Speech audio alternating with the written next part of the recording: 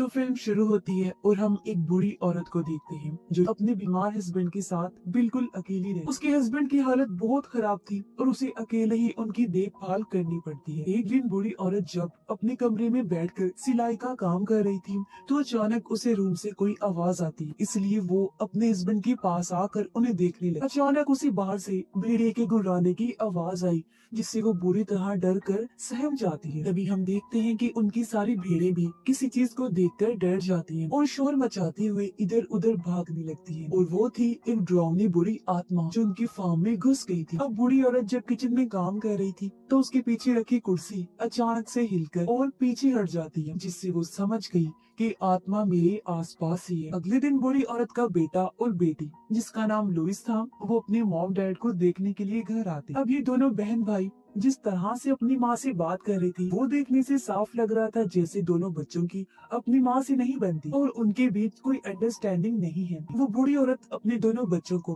घर से चले जाने को कहती है, मगर ये नहीं बताती कि उनके घर में एक बुरी आत्मा बसी हुई है जो पिछले काफी सालों से यहाँ पर रह रही है। रात को दोनों बहन भाई घर से बाहर बैठकर बातें कर रही थी। उनका मानना था कि सारा दिन डैड का ख्याल रखते रखते मॉम थक जाती होंगी। उन्हें इस बात का भी एहसास होता है कि हम अपनी जिंदगियों में इतने मसरूफ रहे कि कभी अपने मॉम डैड पर हम ध्यान नहीं दे पाए। ये बात हम भूल गए थे कि उन्हें हमारे प्यार तवज्जो की जरूरत है। रात को लुइस जब दरवाजा बंद करके अंदर आती है तब दरवाजा अपने आप ही खुल जाता है। उसे अजीब लगा कि ये कैसे खुल गया। वहाँ पर वो शैतानी आत्मा खड़ी थी जिसे सिर्फ और सिर्फ उसकी मॉम ही देख पा रही थी। खाना खाते हुए उनकी मॉम लुइस के भाई, जिसका नाम माइकल था, उसे बताती है कि इस घर में कुछ भी ठीक नहीं है, बहुत डरावनी चीज यहाँ पर रहती है, इसलिए तुम दोनों को ये घर छोड़ के यहाँ से चले जाना चाहिए। पर वो अपनी माँ की बात को नजरअंदाज करके खाना खाकर अपने कमरे में आ जाता है। किचन में जब उनकी मॉम काम कर रही थी तो एक कुर्सी फिर से साइड पर हट जाती है, जिससे उसकी मॉम एक बार फिर घबरा कर रोने लगती है। वो तंग भी आ चुकी थी, इसलिए हाथ में पकड़े चाकू से वो अपनी उंगलियां ही काटने लगी। अगली सुबह जब लुइस और माइकल फार्म में गए तो ये देखकर दंग रह जाते हैं कि उनकी माँ ने अपनी जान ले ली है। दोनों बहुत दुखी हो जाते हैं। उन्होंने अपनी माँ की लाश को वहाँ से उतारा, जिसे पुलिस लेने आ जाती है और दोनों बहन भाई गहरे सदमे में चले जाते हैं और वो अपने डैड के पास जाकर चुपचाप बैठे रहते हैं। इसी बीच हम इनकी पड़ोसी को देखते हैं, जिन्हें भी उनकी माँ की ऐसी दर्दनाक मौत का बहुत अफसोस हो रहा था, क्योंकि उनकी मॉम और वो पड़ोसी अच्छे दोस्त हुआ करते थे। इनके घर में अब एक नर्स आती है जो उनके डैड की देखभाल करती थी। वो दोनों को बताती है कि आप लोगों की मॉम अकेले में बड़बड़ाती रहती थी, ऐसा लगता था जैसे किसी से बात कर रही हो। ये सुनकर लुइस सोचती है कि न जाने कितना मुश्किल टाइम गुजर रहा होगा हमारी मॉम डैड पर। उसे पछतावा होता है कि उस टाइम पर हमने उन्हें अकेला छोड़ा। अब इसी पछतावे की वजह से वो अपने डैड की देखभाल करने की जिम्मेदारी ले लेती है। वो फिर अपनी मॉम के उस कमरे में गई जहाँ वो सिलाई करती थी। लुइस देखती है कि वो उसकी शादी के लिए गाउन बना रही थी। ये देख उसे और दुख हुआ। लुइस जब नहा रही थी तो उसी बाथरूम में किसी के कदमों की आवाज सुनाई देती है। वो आवाज लगाकर पूछती है, माइकल क्या तुम हो यहाँ? मगर आगे से कोई जवाब नहीं आता। इसलिए अब जब लुइस पर्दा हटाकर देखती है तो अपने डैड को वहाँ खड़ा हुआ पाती है, जो बहुत अजीब हालत में थी, जिन्हें देख लुइस काफी घबरा गई। इस टाइम डैड की आंखें पूरी तरह सफेद हो गई थी और वो पूरी तरह कांपने लगी, अपना सर हिलाने लगती है। ये देखकर लुइस काफी डर जाती है। वो चिल्लाते हुए आंखें बंद कर लेती है। उसकी आवाज सुनकर माइकल जब वहाँ चेक करने आया तो उसे बाथरूम में कोई नहीं दिखता। लुइस की बात सुनकर वो जब अपने डैड के कमरे में गई चेक करने तो वो बेड पर बिल्कुल वैसी ही हालत में सोए हुए थे जैसे वो पहले सो रहे। अब लुइस ने जो चीज अपनी आंखों से देखी थी उसे जुटलाना मुश्किल था, लेकिन वो फिर भी उसे सिर्फ अपना वहम समझकर नजरअंदाज कर देती है और खुद को शांत कर। अब माइकल घर का जरूरी सामान लेने बाहर जाने वाला था। जाने से पहले वो अपने डैड को देखने जाता है। उनके बेड के नीचे से माइकल को अपनी मॉम की डायरी मिलती, जिस बारे में उसने लुइस को भी बता दिया और दोनों वो डायरी पढ़ने लगते हैं, जिसमें उनकी मॉम ने घर में बस रही उस डरावनी आत्मा के बारे में लिखा था और उनका कहना था कि वो धीरे धीरे मेरे हस्बैंड को मार रही है और मुझे मदद की जरूरत है। जो सुनकर लुइस रोने लगती है।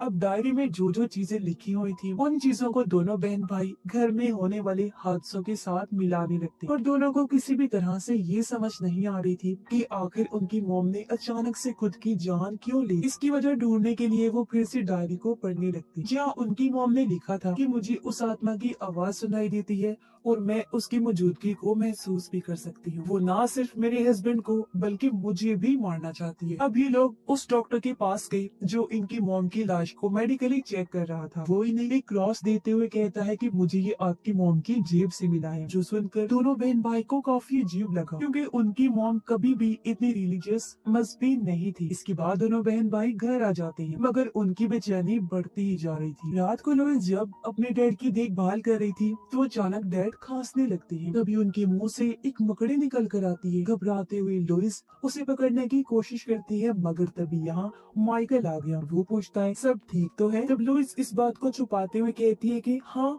सब ठीक है। अब माइकल जब अपने रूम में आया सोने के लिए तो कोई लाइट को ऑन ऑफ करने लगता है। अब ऐसा कौन कर रहा था, यही चेक करने के लिए माइकल खिड़की से बाहर देखता है, जहाँ वो बड़ा ही अजीब नजारा देखता है कि उसकी मॉम हवा में उड़ रही है और वो माइकल की तरफ देखकर मुस्कुरा रही है। तभी माइकल के कमरे की लाइट बुझ जाती है और उसी रूम के अंदर से अपनी मॉम की आवाज आने लगी। उसने बाहर देखा तो मॉम नहीं थी। कमरे में उसी मॉम के होने का एहसास हुआ, जो उसी हालत में थी जैसे वो फांसी पर लटकी हो। और अब जब माइकल ने हल्की सी लाइट जलाकर देखा तो वहाँ पर कोई भी नहीं था। अगले दिन लुइस जब बाथरूम में जाती है तो शीशे में खुद को देखकर वो काफी चौंक जाती है, क्योंकि किसी ने उसके चेहरे पर लिपस्टिक से निशान बना दिए थे। वो घबराते हुए अपना मुंह साफ करने लगती है। फिर जब वो अपने डैड को चेक करने आई तो उसे उनके पास से लिपस्टिक मिलती है, जो देख वो काफी डिस्टर्ब हो गई। उसे कुछ भी समझ नहीं आ रही थी कि क्या हो रहा है। इसी बीच घर के फोन पर किसी की कॉल आई। लुइस ने जब फोन उठाया तो वो एक रिकॉर्डिंग को सुनती है, जिसमें बताया जा रहा था कि घर के टेलीफोन लाइंस काट दी जाएंगी। ये सुनकर जब उसने फोन रखा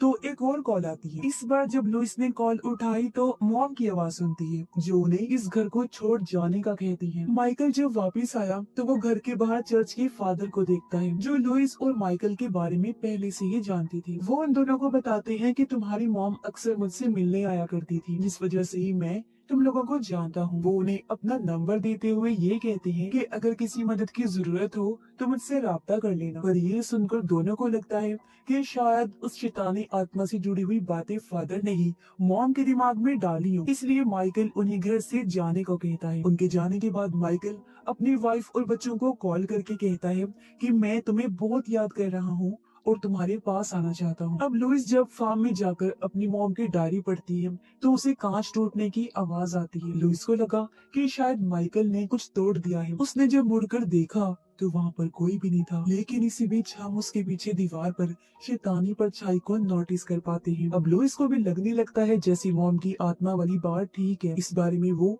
माइकल को कहती है। तब उसका भी यही कहना था कि अब मुझे भी इस बात पर यकीन होने लगा है, और वो लुइस को उस रात के बारे में बताने लगता है जब उसने अपनी मॉम को हवा में उड़ते हुए देखा था। कुछ देर बाद जब दोनों घर के अंदर आ गई तो उन्हें बाहर किसी की मौजूदगी का एहसास हुआ, जिसके साथ ही उन्हें कोई चीज खुरचने की आवाज भी आती है। उन्होंने जब बाहर देखा तो वहाँ चर्च के फादर थे, मगर इस बार उनकी आंखें पूरी तरह सफेद हो गई थी। इससे दोनों समझ जाते हैं कि ये फादर नहीं बल्कि आत्मा है। इसने फादर का रूप लिया हुआ है, क्योंकि वो किसी का भी रूप ले सकती है। अब इनका पड़ोसी लुइस और माइकल की मदद करने के लिए कॉल करता है। लुइस ने कॉल उठाई तो थी, मगर वो बंद हो गई। पर तभी हम देखते हैं कि वो आत्मा अब पड़ोसी पर हमला करने वाली है, क्योंकि वो इनकी मदद जो करना चाहता था। आत्मा लुइस के रूप में पड़ोसी के घर आ जाती है और उसके सामने वो अपने जिस्म पर और चेहरे पर कट्स लगाने लगती है चाकू से। उसे देखते ही पड़ोसी भी समझ गया कि ये असली लुइस नहीं है। अब आत्मा पड़ोसी के पास आकर कान में कुछ कहने लगती है, जिसके अगले ही पल पड़ोसी शूट करके अपनी जान ले लेता है। यानी इस तरह ये आत्मा किसी भी इंसान को अपने वश में करके अपनी जान लेने पर मजबूर करती है, जैसे पहले उसने उनकी मॉम के साथ किया और अब पड़ोसी के साथ भी। अगली सुबह दोनों बहन भाई घर से बाहर आती हैं फादर के पैरों के निशान देखने, ताकि उन्हें पता चल सके कि क्या वो कल रात आई थी या फिर जो हम आत्मा वाली बात सोच रहे हैं वो सच है। तो इन लोगों को वहाँ पर कुछ भी नहीं मिलता। अब घर के इन हालात की वजह से दोनों अपने डैड को हॉस्पिटल भेजने का फैसला करते हैं। लुइस अपनी मॉम के बारे में जानने के लिए फादर को कॉल करती है, तो फादर पूछते हैं कि तुमने मेरा नंबर कहाँ से लिया। लुइस कहती है आपने ही तो दिया था खुद हमारे घर आकर, और कहा था कि आप हमारी मॉम को जानते हैं और वो आपसे मिलने आया करती थी। ये सुन फादर हैरान रह गया। वो कहता है मैं तो कभी आपकी मॉम से नहीं मिला और मैं तो दूसरे मुल्क में रहता हूँ, मैं आप लोगों में से किसी को नहीं जानता। साथ ही फादर उसे ये भी बताते हैं कि मेरी भी लुइस नाम की एक बेटी थी जिसने अपनी जान ले ली थी। इत्तेफाक की बात ये है कि उसकी आवाज तुमसे काफी मिलती जुलती है। ये सुनकर वो काफी घबरा गई, जल्दी से फोन रख देती है क्योंकि सारी बात सुनकर उसका सर चकरा गया था। खैर अब दोनों अपने फादर को हॉस्पिटल भेजने के लिए एक डॉक्टर से मशवरा करते हैं। डैड की हालत देखकर डॉक्टर कहते हैं कि वो बहुत कमजोर हैं, क्या पता वो सफर की थकान बर्दाश्त न करे, उनकी जान भी जा सकती है, तो उन्हें घर के अंदर ही रखना ठीक रहेगा। अब उनके डैड की नर्स कहती है कि आपके डैड को आप दोनों के प्यार की जरूरत है और मुझे उम्मीद है कि इस तरह वो ठीक हो जाएंगे, क्योंकि मैंने आपकी मॉम को आप दोनों के बगैर तड़पते हुए देखा था। अब लुइस और माइकल जब फार्म में आती हैं तो उनकी होश उड़ गए क्योंकि वहाँ बहुत सारे जानवर मरे हुए पड़े थे जिनको बुरी तरह चीर फाड़ करके खाया हुआ था। ये देख दोनों समझ गए कि ये काम किसी भेड़िए का नहीं हो सकता। उन्हें आत्मा पर शक हो रहा था और अब वो बड़ी सी आग जलाकर सभी जानवरों को उसमें फेंक कर जला देती। अब इन हालात की वजह से माइकल काफी इमोशनल हो गया था। वो एक जानवर जो प्रेग्नेंट थी जिस बात में आकर उसी बात करता है, कहता है कि मैं तुम्हें कुछ होने नहीं दूंगा। और क्योंकि अपने डैड और बहन को लेकर भी वो जज्बाती हो गया था, इसीलिए उनके साथ रहने का सोचता है। साथ ही लोइस को ये भी कहता है कि मुझे अब इन चीजों से डर लगने लगा है। कुछ देर बाद माइकल को फार्म में से किसी की आवाज आती है। वो जब चेक करने गया तो शैतानी आत्मा उसकी माँ का रूप लेकर वहाँ आ जाती है। वो माइकल के कान में कुछ बोलने लग गई, जिससे वो भी पड़ोसी और अपनी माँ की तरह चाकू से अपनी जान लेने वाला था, पर तभी वो अपनी ताकत से खुद को रोक लेता है। रात को जब लुइस अपने डैड की साथ सो रही थी तो उसे एक बुरा सपना आता है जिसमें वो डरावनी आत्मा को अपने आसपास ही महसूस करती है, जो अचानक उसे डरा देती है।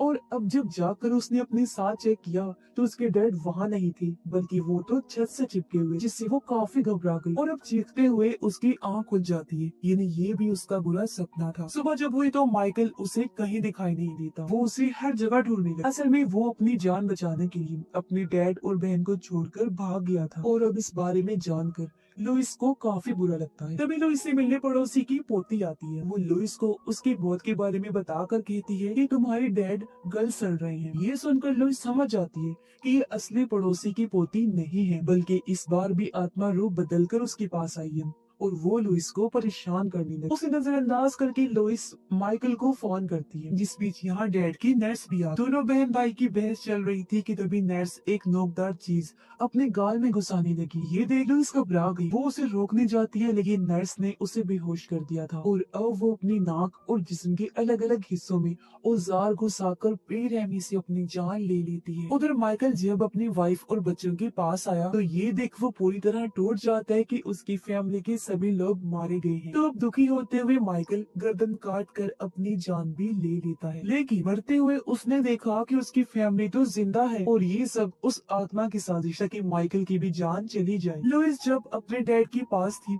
तो डैड को जोर से खांसी आने लगती है। इसी बीच उसे घर से माइकल की आवाज आती है, साथ साथ उसके डैड की भी तबीयत खराब हो रही। लुइस काफी घबरा गई, डैड को बचाने की कोशिश करती है मगर वो जोर से खांसते हुए अपना दम तोड़ देते हैं। इससे दुखी होकर लुइस जब रो रही थी तो उसे घर में से अपनी मॉम की आवाज आती है। उन्हें देखने के लिए जब उसने पीछे मुड़कर देखा तो वो आत्मा डैड के अंदर से निकलकर लुइस को भी मार देती है। यानी ये पूरी फैमिली ही मौत के घाट उतर चुकी। तो इसके पीछे की वजह ये थी कि उनकी मॉम ने अपने किसी काम को पूरा करने के लिए उन सब की आत्माएं शैतान को सौंपने का वादा किया था। इसलिए आत्मा उसके डैड के अंदर रहकर उनके घर में बस गई और उसने फिर इस पूरी फैमिली को खत्म कर दिया। जो जो भी इनसे राब्ते में थे उसने उनको भी मार दिया। और इसी के साथ ही इस फिल्म की कहानी भी यहीं पर खत्म हो जाती है।